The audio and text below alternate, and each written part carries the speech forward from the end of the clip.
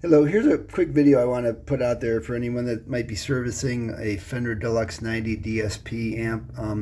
I work at a repair shop, and one of these came in with a weird problem, and it was intermittent. It would come in, you turn it on, it would sound fine for a couple minutes, and then all the sound would cut out, and you would hear like this puttering sound or motorboating sound, you know. So I'm thinking, okay, it's probably like some filter caps are bad or whatever. So I opened it up and I did change the filter caps and thought I solved the problem, and same thing happened. I powered it on to test it. You know, it would work fine for 5 or 10 minutes, and then it would just cut out and make this puttering problem. And fortunately, one of the other guys I work with had seen this problem before on this amp. This is the service manual. That's what the amp looks like. It's a Fender 90 DSP amp. I'm going to skip all the way to the end of this. Let me just run through here. I'll try to jump quick. But basically, it's mainly one circuit board in there, and then there's this external effects module that does all the effects. It has some DSP chips on everything. There's a schematic. Yeah. There's a board in here that basically has a DSP chip, and there's a ribbon cable that connects it. I'm going to hold it up right here.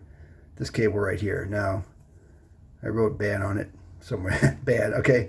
And when I was working on the amp, at some point I tapped on this cable and it came back, which was kind of weird. And then one of the other guys that has more experience than me said, oh yeah, these cables go bad. These IDC cables, in the insulation displacement connectors.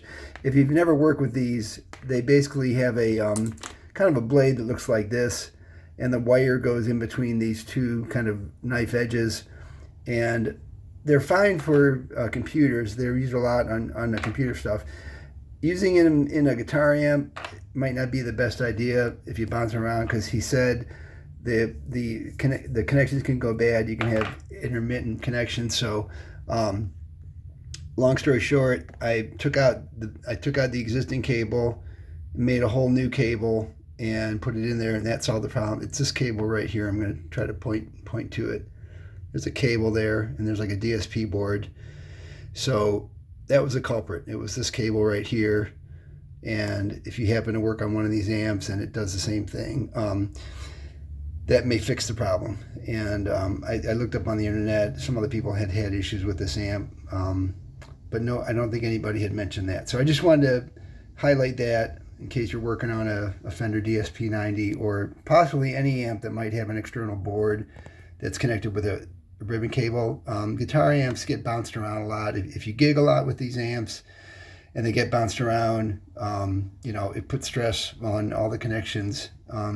And like I said, these might not be the best for this kind of application, but that's what they use. So hope you find this video helpful. Check out my other videos. I got other videos of things that I've repaired, and I got some videos of guitar reviews as well, and gigs from videos from gigs and stuff. So thanks for watching. Hope you find this useful. Bye.